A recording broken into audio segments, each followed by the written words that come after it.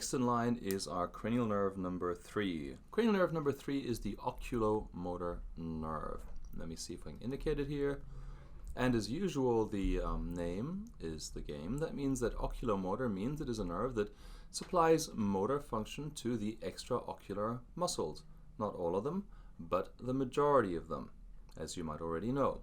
In addition to supplying motor fibers to these extraocular muscles, it also supplies proprioceptive innervation to the same muscles, so that basically the position of the muscle, which results in the position of your eyeball, is actually always known. And last but not least, cranial nerve number 3 is one of those 4 cranial nerves that also conveys parasympathetic fibers. So in that case, we have visceral innervation that goes via the ciliary ganglion to the smooth muscles of the sphincter pupillae muscle, which causes the constriction of the pupil. It's a sphincter. And also the ciliary muscle, which is the one that changes the shape of the lens. We need that to produce accommodation. So that'll actually allow the lens to become more rounded for clearly seeing objects that are close to you. So our oculomotor nerve emerges from the midbrain, pierces the dura, runs through the roof and the lateral wall of the cavernous sinus. That will be right about here. So it's actually embedded in the dura. We had to hide the rest of the cavernous sinus or the venous system here.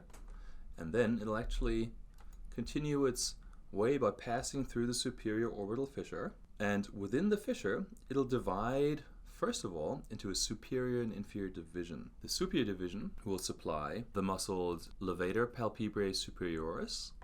This one elevates the upper eyelid, levator, elevate, palpebrae, that's the eyelid, superioris, the upper eyelid. So LPS, it's abbreviated as well.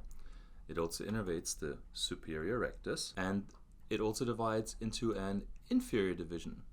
And if we look at the inferior division, you can see nerve fibers that are going down here. So the fibers of the inferior division will supply the inferior and medial rectus. The medial rectus is here, the inferior rectus is here, and the inferior oblique is right there.